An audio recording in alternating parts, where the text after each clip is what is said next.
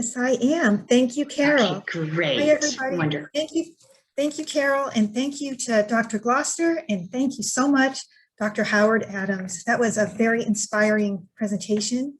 And now we're going to have another inspiring presentation moderated by our wonderful moderator, Dr. Kamal Ali, a professor of electrical and computer engineering and director of the Innovation Entrepreneurship and Making Center at Jackson State University.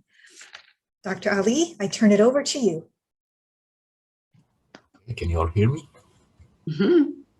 Well, welcome to the Innovation Engineering Curriculum panel. We have some wonderful panelists for you. We have Dr. Britney Chambers of Verizon. We have Dr. Demetra White of NASA. And we have Dr. Owolabi of Morgan State. Also, we have Dr. Adam Carberry and Dr. Medha Dalal from Arizona State University. Okay, let me tell you a little bit about the panelists. So Dr. Britney Chambers is a manager of corporate social responsibility at Verizon.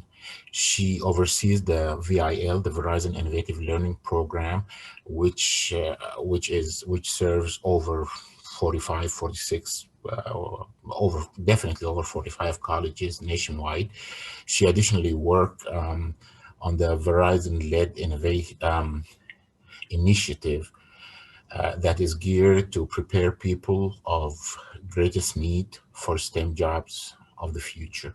In addition to this, she works to facilitate opportunities for numerous organizations to further instrumental programs for populations at periphery of digital access and inclusion. And we also have Dr. Vemitra White. She's a native of Crawford, Mississippi. She graduated with a PhD 2016 from Mississippi State University in instructional system and workforce development. She is currently a STEM education specialist for NASA Marshall Space Flight Center and NASA Stennis Space Center, the first in Alabama, the second in Mississippi. She received her undergraduate degree in business administration from Mississippi State University with concentration in finance, insurance, and management, and a Master's of Science degree in instructional technology from Mississippi State University as well. Dr. Owolabi of Morgan State University, he joined the faculty of Morgan State in 2010. He is the director of the Sustainable Infrastructure Development, Smart Innovation, and Reliant Engineering Research Lab as well. He is the director of the undergraduate Geotechnical Laboratory. He is the recipient of the 2020 Morgan State University Outstanding Faculty Award for Excellence in Service. Dr. Owolabi is the principal investigator of a 3-year, $1.5 million NSF grant that cuts across multiple STEM disciplines at Morgan, entitled Adapting an Experiment-Centric Teaching Approach to Increase Student Achievement in Multiple STEM Disciplines. And from Arizona State University, we have Dr. Adam Carberry.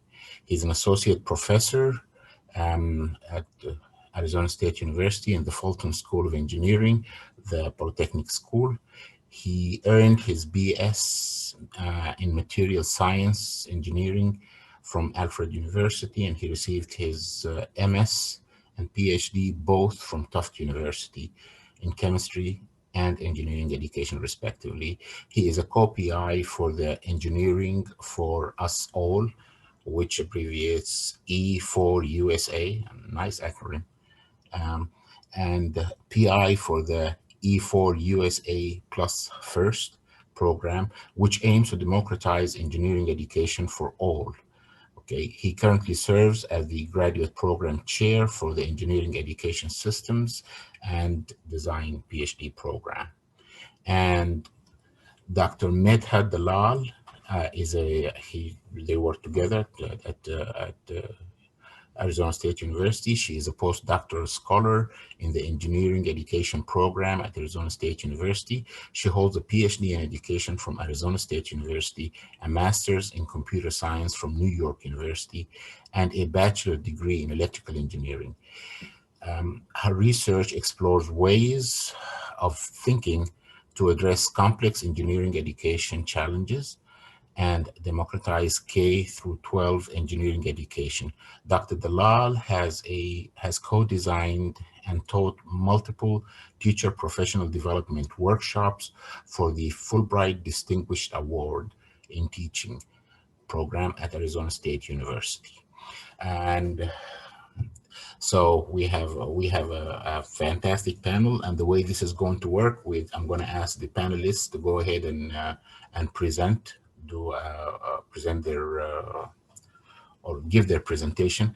And I asked them to have the presentation limited to like 10-12 minutes so we can have time at the end to answer questions. And for the attendees, if you have any questions, go ahead and put them in the chat, and I'll be sure at the end to read those questions to the panelists. So panelists, the floor is yours. And I guess we're going to start with Dr. Britney Chambers from Verizon. Dr. Brittany. Thank you. A pleasure to be with you all. And I will pull up my slides right here and excited to jump right in and start walking through them.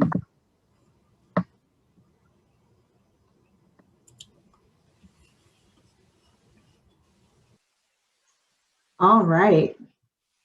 So on behalf of Verizon, I am excited to be here with you all today to just discuss a little bit about our program and some of the work that we've done. I also set a timer here just to keep track of time, and so to afford those 12 minutes and then an opportunity for question and answer. So thank you so much for that introduction again, and excited to dive in. At Verizon, a huge thing for us is Citizen Verizon, and this is our plan for economic, environmental, and social advancement. And the reason being is because we have found that there have been a lot of areas where there's great need for students at the periphery of access.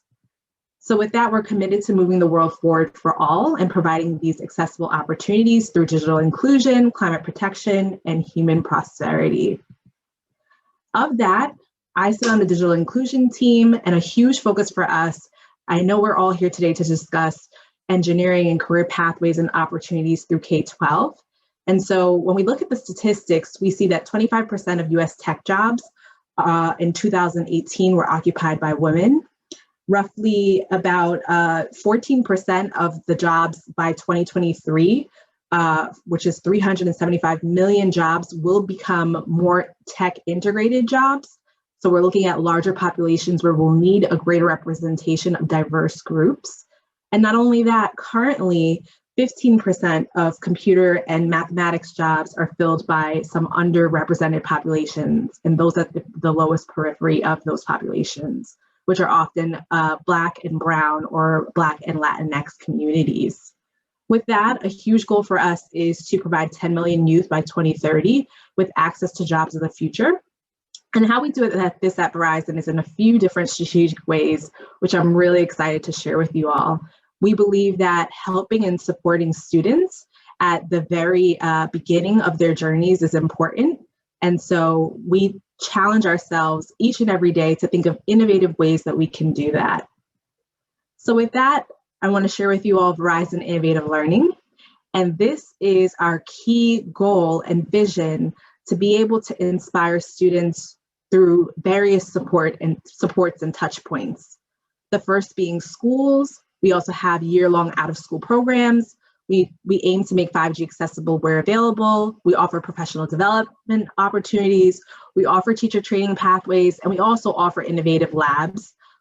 Currently, our goal is to target 350 schools, and we have actually surpassed that goal, which is amazing.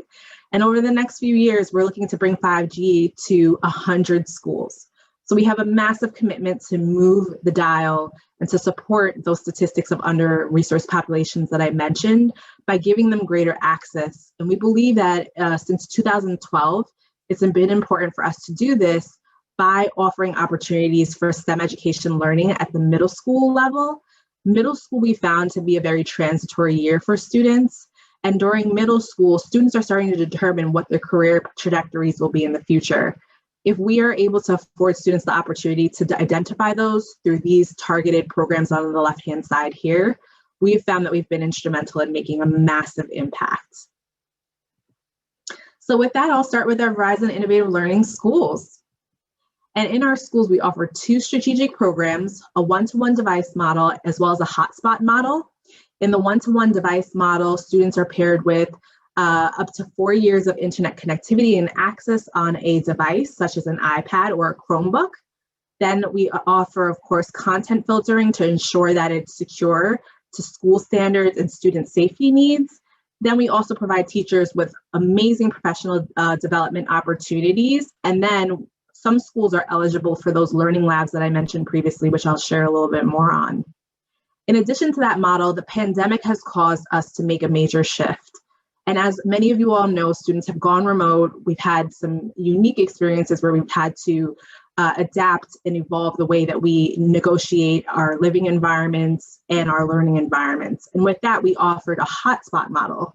So the beauty of this hotspot model is a student can access a hotspot that we have, a small device from anywhere across the country, take that device from their school, home, and be able to leverage our internet connectivity with, again, up to 4 years of access, in addition to content filtering and support for student needs. And then we've also offered a flexible option for schools to have students connect to laptop devices with those hotspots as well. So again, we offer a really integrative STEM education-based program in partnership with Arizona State University, who has helped us to develop this curriculum.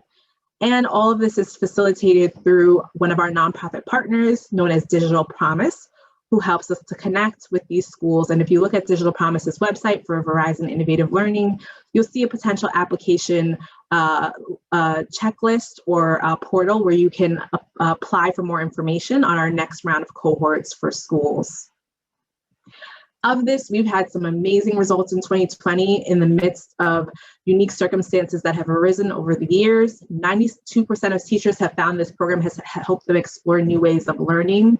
This is a 3% increase year over year, and we've had the same with some of our other increases. 88% have found it's allowed more individualized instruction. 87% have said that it's enhanced their abilities to differentiate instruction and more. So as you can see, we've had an amazing impact. We test students' learning capacities before and after the program, as well as teachers' perceptions of students' engagement in the programs. With that, moving to virtual instruction has been unique for us. And we found that 93% of teachers said that it made remote learning a little bit easier for them, which is an amazing percentage considering the massive change we've all in many ways encountered over the last year or so.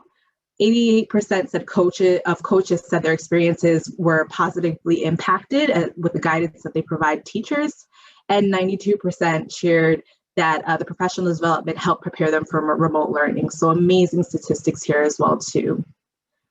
As I mentioned before, we then expand over to our labs. So some of these schools that get our integrative learning programs, get the hotspots, also receive Chromebooks and receive extended teacher training, then can also build out a lab. And our lab essentially is a space transformation where we bring into middle schools, and soon now we're expanding over to high schools, cutting edge design transformation, emerging technology, state-of-the-art learning opportunities in STEM that include immersive media, digital product innovation, smart solutions, and artificial intelligence. And the beauty of that is we make these amazing, robust learning labs, which you see pictured here for these spaces. So I'm happy to see in the chat any thoughts or any questions around these spaces, and I'll answer them a little bit later. But these spaces are state-of-the-art. They're brought to some of our schools completely free of charge and built out through collaboration with the nonprofits that we work with. And we love to be able to bring these spaces because they're so unique in creating these cutting edge experiences. Of these spaces, they have also had a major impact in our schools, and many of our students are now interested in STEM jobs, which they had never been exposed to before. So that's something that we're really excited about. In addition to that, we also have two out-of-school programs. The first being one for young men of color and another one rural young women. And to date, this is a summer intensive program that is hosted on a historically Spanish serving institution, HBCU, or community college. And the goal is to bring middle schoolers in the non-school hours to the college campuses to explore and learn more about what the college environment is like, while providing them with STEM education opportunities similar to what we provided in our schools, but in a more abridged format. So they have a 3-week summer opportunity where they go through a summer intensive looking at STEM education. Then we also have field trips, and then students can meet one Saturday per month during the school year for mentoring, personal development. Verizon employees come and speak to the students. And then we also have other opportunities for AR, VR, and 3D learning. So really amazing opportunity. The Young Men of Color program in 2019 has had amazing results. 98% of students have reported increased understanding of STEM subjects. And so many students have reported increase in confidence after participating in the program and an interest in STEM. The other beauty is on these campuses, there's also access to tech labs that exist on the campuses. So students can also go and see the tech labs on the school campus and get acclimated to potentially considering a STEM career on those campuses. Rural Young Women as well has had amazing results. And I'll just flash these here for a quick second so you all can see. And so again, we really focus on the areas where students have been most underserved and under-resourced, rural young women, as well as young men of color, but we also open the program to all gender non-binary students as well, or students of other genders who are interested in joining these programs, although they're specific for those populations. Last but not least, we have some amazing 5G ed tech solutions that we provide. So we're really looking at the latest cutting edge technology. As I shared before, we're seeing that by 2023, 14% of all of our jobs either have been created or will be created soon. The pandemic has sped up the way that we've engaged in learning. The pandemic has also sped up the way that we work and these new hybridized models of work. And we want to ensure that we're preparing students to navigate this new and unique or rebutting environment. To do so, we have some educational technology solutions. And these include the following applications that students can leverage in school or in our summer programs. So one is called Mapper's Delight. We partner with Rap Research Lab and create an environment where students can go in together and try on multiple headsets, and they can have an AR experience or a VR experience eventually, which we're in the process of developing, to investigate the global distance of lyrics and how they travel. We have another application as well too that looks at students testing and playing different instruments. So you can have a student on a piano, a student on a keyboard, and more, having these dialogues in these spaces. Last but not least, we have an undersea environment where a student from, say, an LGBTQ background can create their own fish and look at the fish and feel confident in who they are and understanding how they're represented amongst the world, and have a dialogue about that in either a classroom setting or a support group setting. So we have multiple that are not only accessible by immediate school populations, but we have multiple opportunities for other populations that are looking to explore these things. And last but not least, we have a visceral science activity exploring the planets. And really, this one has a curriculum guide, and all of these actually have a curriculum guides where you'll see everything from the students' curriculum samples over the grade level, subject areas covered, essential questions that teachers can ask, and then they'll receive an observation checklist and reflection exercise. So I know we're at time, but I just want to share with our path to the future. And our path to the future is really to continue to build out more and more school opportunities. Again, we're near that goal of 350, if not surpassing it at the moment, as we're in the midst of 2021. We have multiple schools connected to 5G, and we're expanding that. We have these amazing innovative labs. We have this amazing out-of-school program. We have our 5G EdTech solutions, and we have teacher training pathways. So with all of that, we're targeting students from K through 12 and hope to expand beyond the high school level. And Verizon does offer multiple other programs for reskilling and upskilling for workforce populations and entrepreneurship populations. If you look at our website, verizon.com/responsibility. So thank you all so much. So grateful to be a part of this dialogue and to share just a few of our ways that we try to bridge that gap for learning and opportunity through K-12. Thank you.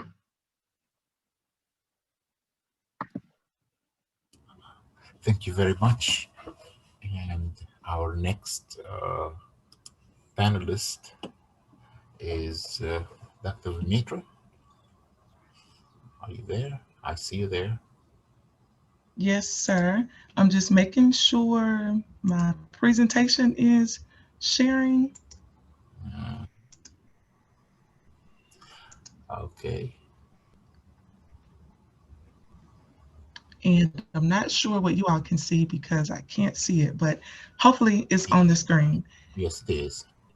Okay, good deal. Thank you, Dr. Kamal. So I won't introduce myself because Dr. Kamal has already done that, but I will dive directly into the presentation. So on today's agenda, we're going to cover some NASA educational resources with you, NASA internships, fellowship opportunities. I'm going to share some tips. I'm going to talk about our NASA centers and field sites, the different applicant eligibility requirements, some important majors, our NASA pathways, internship, and career opportunities. And then if time permits, I'm going to share my story, and then I ask that you all stay connected to us.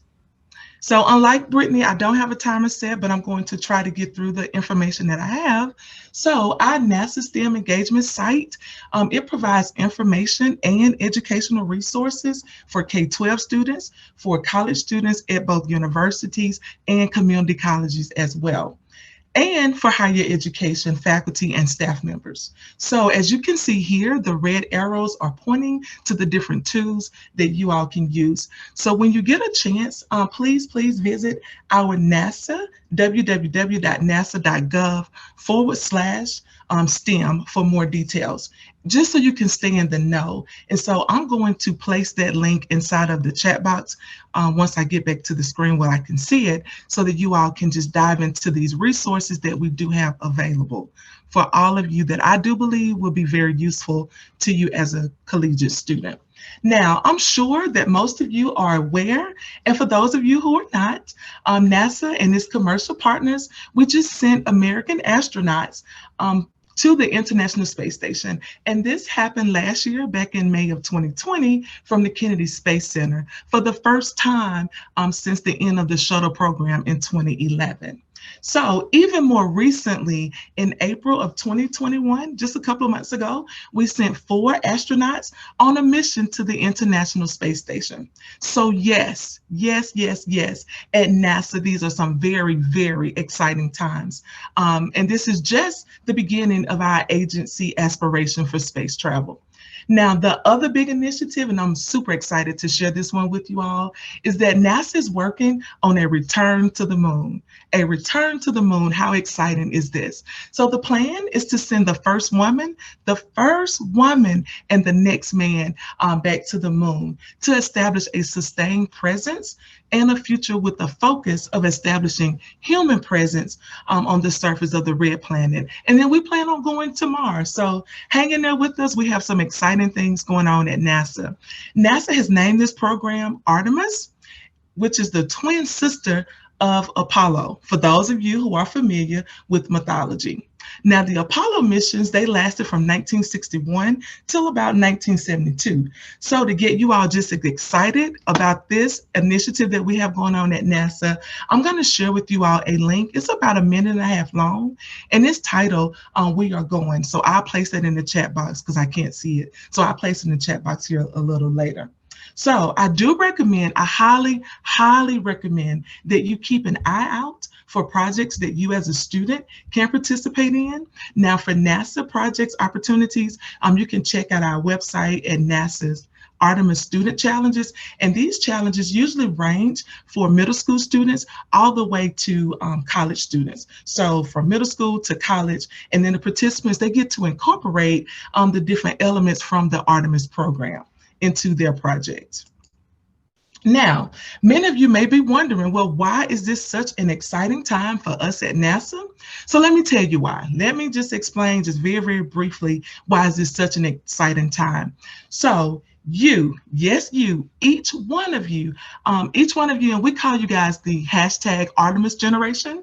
So we have opportunities that come available in the spring, the summer, and the fall, okay? And NASA, we highly, highly encourage all students and their faculty members who are interested in our NASA's mission to apply for available internships and fellowship opportunities. So the fall deadline, of course, the summer deadline has already passed, but the fall deadline is July 9th. So you still have time, no excuses. And of course, you can go to our website, and we're going to dive into that a little further into the presentation. But you still have time to get that fall application in, and it's due July the 9th. So you have a couple more weeks. Now, I'm going to share with you all a few tips in terms of internships and fellowship opportunities. And of course, the first thing is you want to apply at www.intern.nasa.gov. Now, with our internships, our NASA interns, they contribute directly to the missions, just like the Artemis program and the Mars exploration program. So in order to make sure that you are fully prepared, I want to share these resources with you. And this is a list just of 10 quick things that I do like to share with students in terms of preparing for a NASA internship. So this list was put together by Katie Jevin, a STEM engagement communications intern from NASA Johnson Space Center. Of course, the first big thing that you have to do is apply at www.intern.nasa.gov. So that's the first thing. So in order to begin your journey, you have to apply for an internship on our website. But before you start, just make sure you meet some of the preliminary qualifications, and that's simply being a U.S. citizen, having a cumulative GPA of 3.0, being a full-time student, from high school through graduate. You have to be 16 years of age as well. And you can also apply for up to 15 different projects per session. Now, don't forget to upload your resume. While this is highly optional, it is highly recommended that you upload a resume. So even for our international students, we have NASA intern and fellowship opportunities for international students. And I do have these resources and links, and I'll place those in the chat box.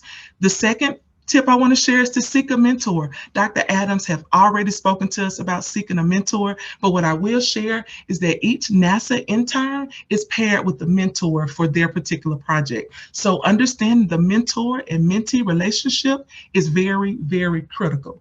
The third tip is make sure you get involved. Join your NSBEs, join your SWEs, join your SHEPs, and major specific organizations such as your ASME, which is the American Society of Mechanical Engineers, if you're a mechanical engineer. Join ASEE, the American Society for Engineering Education. Look for different clubs and organizations to join, but make sure, like Dr. Adams mentioned, that you are heavily involved with whatever your department offers. The fourth tip that I will share is to do your research. No matter how much you already know about NASA, make sure to do your research. This is critically important, okay? Learn about NASA history, learn about NASA missions, learn about our different projects. We offer hundreds of internships every year, even in the fall, in the spring, and in the summer. So take some time to learn more about the different projects that you may be interested in pursuing. The fifth tip, gain experience. While some interns may not have prior work experience, some may have completed one or more internships before coming to NASA. So stop by your school career center, ask those questions, make sure to find out, excuse me, about different internship opportunities. And of course, we have visit the NASA Office STEM engagement, and then I will place that link inside of the chat box. The next one is very, very important, and it's network. And I like to say this because, excuse me, my throat is very, very dry because I'm very excited. But I like to say to network, as my fiance would say, networking is one letter from not working. So it's very, very important to network, very critically important to network. The next tip that I would share that we have, and it's a couple more here, look at community colleges and high school opportunities. We have a program that's called the National Community College Aerospace Scholars, and it's called NCOS. And this program is for community college students that may be interested in exploring different STEM careers, but chosen students, they do get an opportunity to participate in a 5-week program. We also have what we call pathway programs. And so I'm going to talk about that a little later into this presentation. And the 10th thing is keep trying. Keep trying. Even if you apply for a NASA internship and you don't get that first one, keep applying. Keep trying. Don't ever give up. So what you see here on the screen is our 10 different centers that we have. We have 10 centers. And so I'm sitting at Marshall, but I also work for both Marshall and Stennis. And we have 7 different field sites. So as you can see in the middle, we don't have many centers in the middle, but don't let that freak you out. We do have different centers. So sometimes you may have to move in order to get a good opportunity at NASA. Next, we already talked about those eligibility requirements. Remember, to be a U.S. citizen, have a 3.0 GPA, be a full-time student, high school through graduate, and of course, the minimum age is 16 years at the time of the application. So we do have opportunities for high school students as well. Now, what majors does NASA look for? Primarily, we look for STEM majors, which are your science, technology, engineering, and mathematics. Additionally, some projects will call for communication majors, public affairs, journalism, education, graphics, business, and finance. But the different project needs, they change every session according to the organization needs. And some skills that NASA you routinely need are your programming, your C++, your CAD, your MATLAB, your networking, machine shop, design and prototyping, technical writing, and database administration. So those are just some just different skills that we routinely need at NASA. Now, what you're seeing here, we are more than just astronauts. We are scientists, we are engineers, we are IT specialists, we are human resource specialists, we're educators like myself, and many other kind of people that are working at NASA, just trying to break these barriers of what seems to be completely impossible. But we try to continue our legacy through an array of missions. And this is where you all can come into play. We're trying to lay the foundation to expand our human presence in deep space by developing cutting-edge technology. So as you can see here on the screen, there are different programs, and these programs are for recent graduates, and we also have programs for current students that are in place, and it's titled the NASA Pathways Program. Now, each one of these topics, I've already talked about our internship programs. So these are very specific programs in terms of the pathway programs. So I'm going to cover these very, very briefly, but I want you to just make note of this, that our pathway programs, they are very, very similar to a co-op opportunity. In the pathway programs, students are provided with paid work experience. So you get paid, even with the internships, the STEM engagement internships, you do get paid. But with these pathways programs, they are a direct link to a job with NASA. Okay, so you want to make sure you're applying for these programs because it can be a direct pathway into future employment at NASA as a civil servant. Okay, now the IEP, which is the NASA Pathways Intern Employment Program. Then we have the NASA Pathways Recent Graduate Program, which is RGP. And then we have the NASA Pathways Presidential Management Fellows, which is PMF program. And I'm going to place the link to all of these different sites inside of the chat box once I finish up.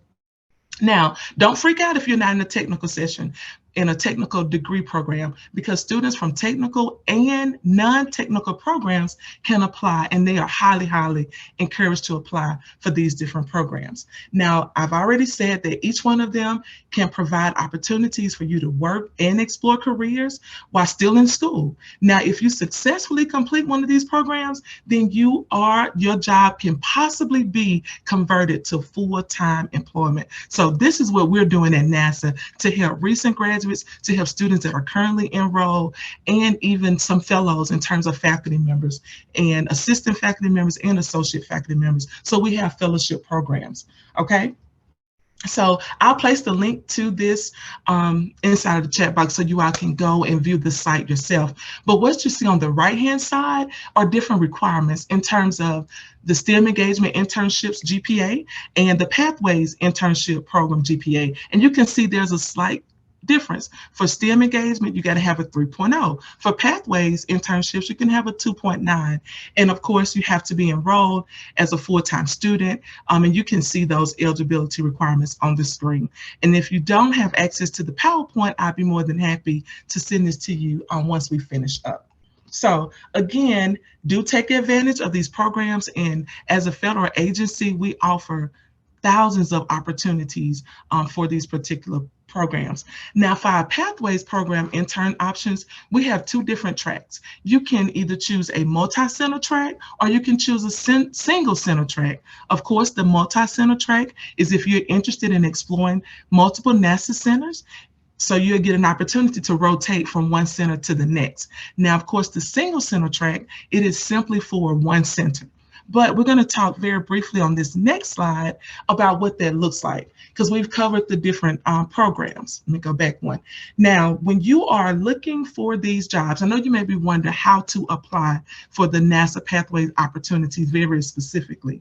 The first thing you have to do, outside of creating your profile on interns.nasa.gov, make sure to create a profile on usajobs.gov as well. So this is critically important. Now, when creating your profile, make sure that you complete that resume builder.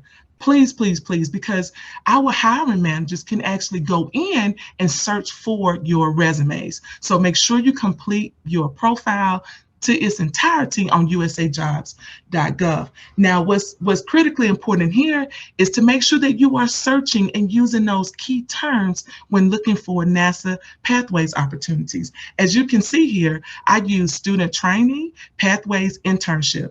And as you can see, we have about 172 jobs, but you want to make sure that you read the public announcement and make sure that you check that filter that says open to the public. And it's only like 84 opportunities open to the public, but there's still a lot of opportunities that are out there. Okay, so again, make sure you use those keywords, which are Pathways, internships, student trainee. And that's how you'll be able to directly find our NASA Pathways opportunities. And it doesn't take a lot of time to create your account, but make sure that you create it in your entirety, okay? And if you have any questions, I'm gonna, one more minute? Okay, yes, okay. One more minute. All right, so I'll be very, very brief. So, and this is right at the end. So the pictures here, they represent different phases of my life story. And I like to share this with students because it serves as a motivation. And I am an African-American female, and I never thought I would end up working in the federal government, okay? But I knew I needed to get to Huntsville. Newly engaged, former college athlete, got my PhD from rural Mississippi, as Dr. Ali mentioned earlier, from Crawford, Mississippi. So it doesn't matter where you start. It's all about getting there. So finish your program strong. If you have any questions, I'm here for you. Don't be afraid to take the challenges, be resilient, be bold, and take initiatives. And then the last slide I'll share with you is my contact information. That's my cell phone number, that's my email address, and you can stay connected to us. Do text me, do call. I love helping students. That's what I'm here for. And thank you, thank you, thank you. And I'll place those links to these resources in the chat box. Great, thank you, Dr. White. Our next presenter is Dr. Owolabi of Morgan State University.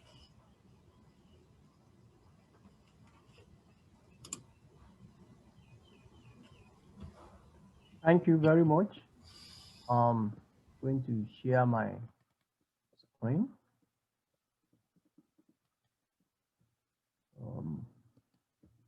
Can you see my screen? Yes. Okay. So thank you very much, my previous speakers. I really want to thank Dr. Howard Adams for that wonderful speech. And I've learned a lot. So, and I love you all. And I just want you to learn something. Okay, for the just few 8 minutes ahead, I know that our time is rounding up. I will just want to briefly talk about this project, adapting and experiment-centric teaching approaches to increase student achievement in multiple STEM discipline at it is a historically Black university. Sorry, I don't know. This okay. So it's a project that is being sponsored by NSF, and it's a 3-year project, and it's a continual grant, which is about 1.5 million total.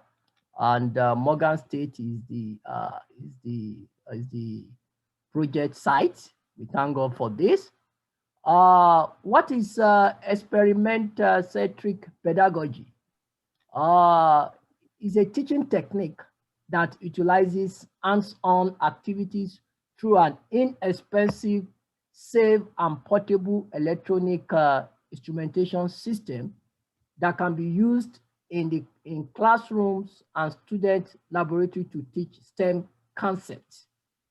So, and ECP implementation can be varied based on different instructional use. That is instructor demonstration, cooperative and independent student setting, and also in different learning setting, in traditional classroom, in the lab setting, and at home. And we are going to see where we have taken advantage of this setting, especially through this during this pandemic. So ECP is a valuable STEM teaching approach because in all STEM disciplines, we make use of instrumentation to measure different types of concepts or measurements in STEM discipline. Dr. Connor, who is going to be the moderator of the next panelist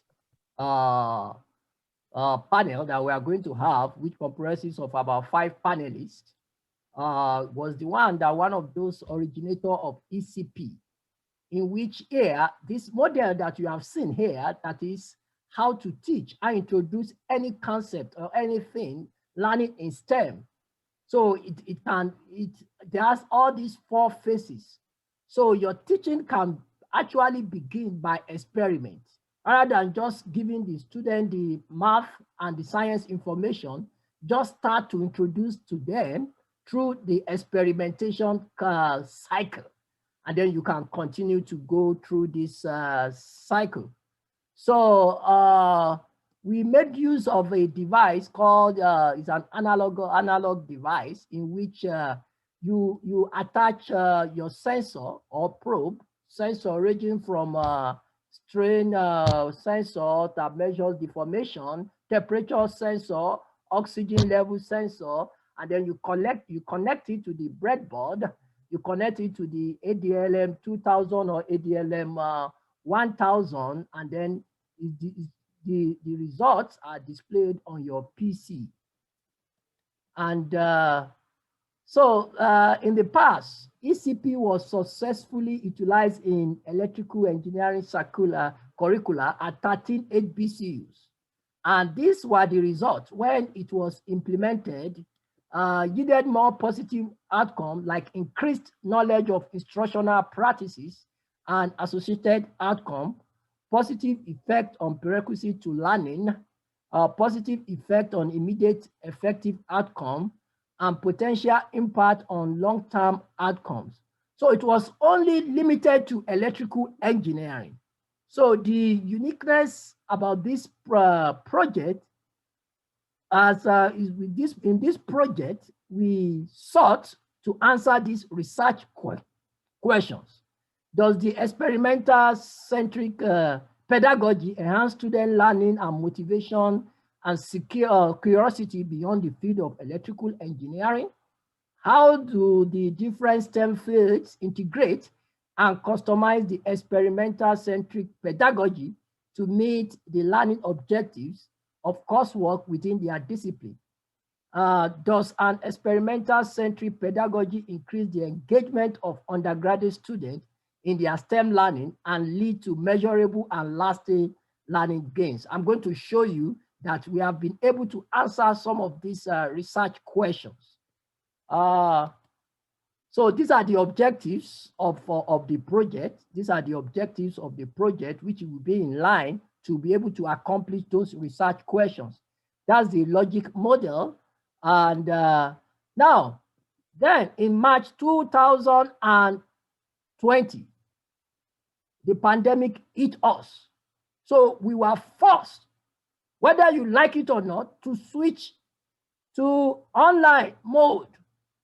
And then roughly about half of the population of our students at Morgan, they communicated their anxieties during this pandemic to the university president via change.org. And one of those things that they were expressing that most classes are very hands-on, and we are not able to do those from home because of the limited resources available at home. So we have been sent home, and we learn best doing hands-on. So how can we achieve this? And then there is one of the ABET outcome and the accreditation body in engineering that says that an ability to develop and conduct appropriate experimentation, analyze and interpret data, and use engineering judgment to draw conclusion. So we are faced with this. Are we going to give our students just virtual lab? How can we make sure that they have that hands-on experience? So thank God, with the support of this project and the university, we were able to still continue our hands-on lab. How are we able to do that? We ship these lab kits to the students, and you can go to see. So either though, so far, this project, they have impacted up to close to 677 minority students, the majority that are minority students at Morgan State University in all these 6 STEM disciplines that you can see here. Also, these are some of the, in each of these disciplines, the concepts and the courses that ECP have been planned to be implemented. So you can see here, this just shows, this figure here shows different, some of these experimental setups. So that was shipped to the student for them to perform. In civil engineering, we performed the cantilever beam experiment. This was shipped to the student. In fact, industrial engineering, I've performed about 3 experiments. The other one is transportation system. And then we have PH in chemistry. So, and you can see during the how very engaged our students were during that time, how engaged they were. You can see all of them turn on their video. They were excited. All the students were excited. So these are some of the results that I will quickly go through because of our time. We MLSQ that we are measuring some major constructs. You can see the gains, positive gains after the ECP. This is another of the result. What we did was the pre and post, the difference. You can see peer collaboration, metacognition, critical thinking, text anxiety, expectancy component, text value, intrinsic goal orientation. All these were well done.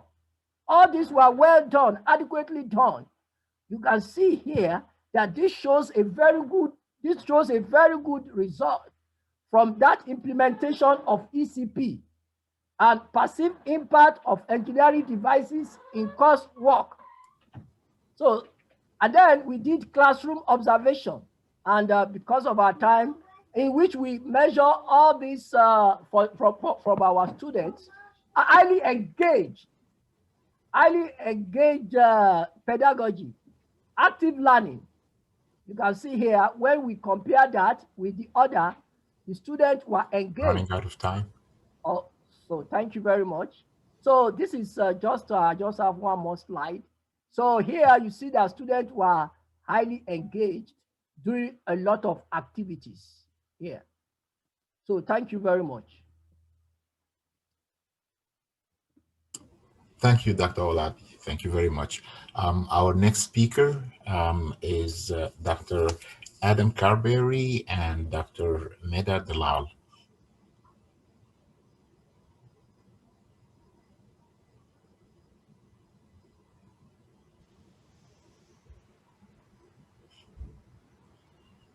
Are you there?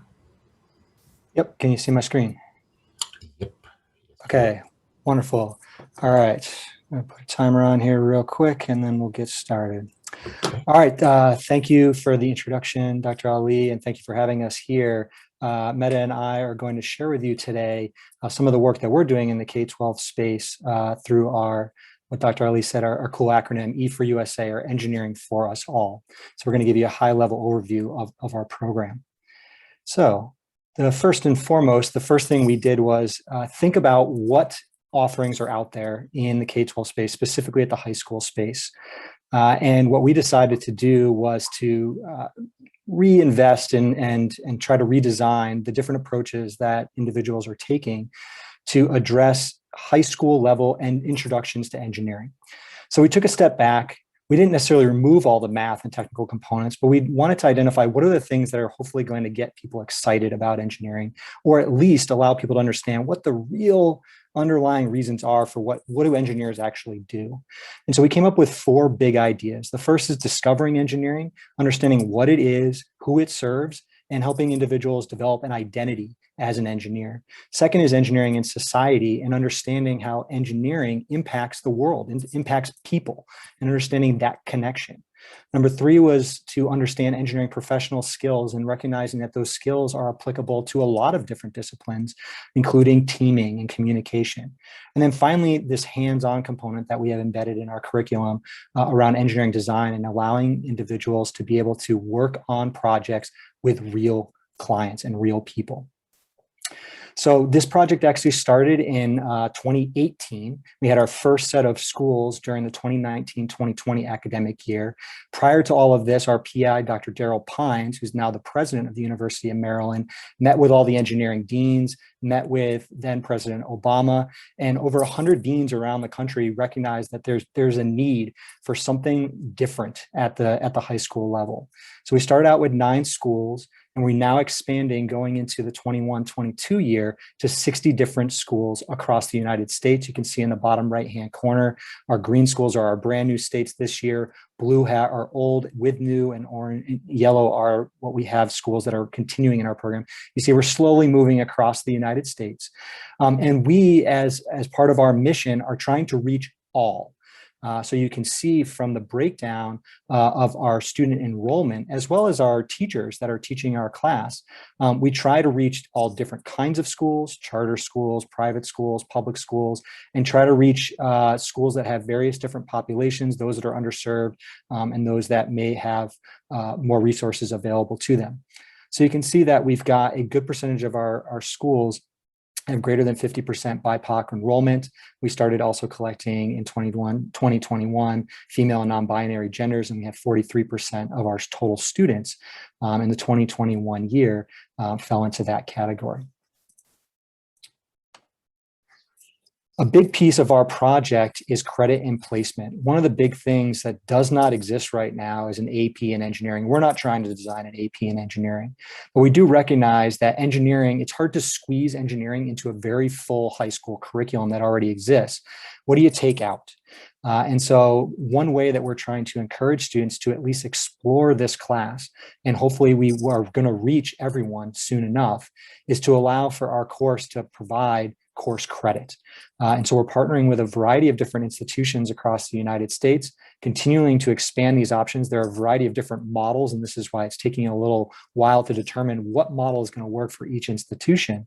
But the key is that the course that these students are now taking, they can now receive college credit for this class. And again, we're not necessarily trying to convince more students to pursue engineering. We're trying to educate the general citizenship to ensure that people understand what engineers do. And we believe as a side effect, more individuals will pursue degrees in engineering. I'm going to hand it off to my colleague, Medha, who's going to talk a little bit about our professional learning. Thank you, Adam. So teachers are really fundamental to the success of our mission. An important part of our program is teacher professional learning with a year-round community of practice.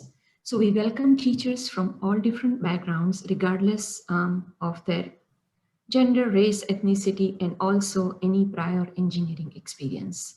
Our PL includes not only the technical content, but also discussion of equity, diversity, and inclusion in the classroom and the meaning of for all. So we use resources like this Whistling Vivaldi book that teachers read to understand how the phenomena of stereotype threat, and implicit biases permeate in education settings.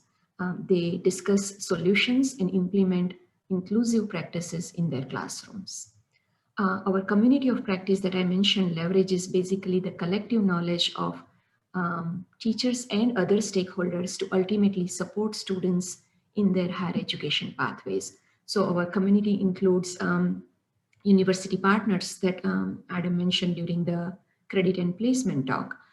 They leverage university resources or draw upon those university resources to support students with their engineering design projects, arranging sessions for field trips, and so on. Community also includes school counselors who collaborate with teachers to better guide students' course selections, considering engineering pathways. And then we also have returning teachers who provide coaching for the new teachers. And of course, we conduct research related to all these components of the programs. So here are our overarching research questions that attempt to understand how can we provide access for all, educate better citizenry, considering engineering, and scale and sustain such efforts. Next, I would like to share a couple of interesting quotes from our research, which somewhere allude to the answers that this workshop aims to elucidate. These quotes somewhere hint that early exposure improves students' awareness of the profession, develops their confidence in doing engineering, and especially engineering design experiences lead to the development of students' engineering identity and help them make informed decisions about their future education and career pathways. Here is a quote from one of our E4 USC teachers who somewhere reinforced these thoughts. And while you all are reading this quote, I'm going to ask Adam to share closing thoughts as we are running out of time. Thanks, Medha. So we wanted to reflect back on the purpose of this, this session in terms of our recommendations based on what we've learned so far and things that we intend to implement as we move forward with our E4USA project. And so one of those things, just as a quick side note, we're starting to partner with other entities like First Robotics to start to expand the impact that we're having. One of the big things that we've learned is that we need to provide students with opportunities to demystify what engineering is. Engineering seems to be this very scary thing, and it's always about math and science. And so we need to demystify what engineering is to students so they have a better understanding of what it is that we do as engineers. Second is to make learning personal. Our entire curriculum is designed to allow students to explore things that are personal to them. We do things around music and shoe design. We allow students to address local problems with local clients. And so these things are personal to them. And as a result, they're engaging in it far more actively than they may do when you're like, let's design a catapult. Right. Third is to leverage teachers from all backgrounds as agents of change. We are now writing a paper around a music teacher who literally had zero experience in engineering prior to teaching this curriculum. He came to our PD. He had very high level of imposter syndrome. He's now one of our top teachers. And we recognize that leveraging that background, those experiences that Medha discussed from a variety of different stances, including background knowledge, is extremely important. And finally, we need to develop the infrastructures to sustain support for student pathways and to allow students to be able to earn credit, to understand there's different ways to get into this field, and that even if you decide to pursue engineering, but you don't go into engineering, it's still beneficial to us as a citizenship. Overall, what we're just trying to do is democratize engineering education for all so that everyone has this understanding and experience, not unlike biology, chemistry, physics, math, English. We all get an understanding of what this thing is we call engineering, because it is going to have such a large impact on us here today and in the future. And with that, I think we are right on time. I'd like to thank everyone for listening to us. Here's our information, and this project is supported by the National Science Foundation, and hopefully soon, we're in negotiations, we'll be funded for another 3 years to continue our pursuit of reaching everyone and all through our project. So thank you for the opportunity to speak to all of you. Thank you very much. Thank you very much. I believe we're running out of time. We have less than a minute left. So, and I can see some of the panelists are already answering questions on the chat. So if anybody have any questions, I suggest you go ahead and put the questions on the chat, and I ask the panelists to go ahead and answer these questions at that time. But we're now running out of time. So I thank the panelists very much for a very interesting presentations, and thank you all very much. Thank you, Dr. Ali. That was fantastic. We are ready for our next panel, moving right through our day, and it has been just so exciting to hear all of these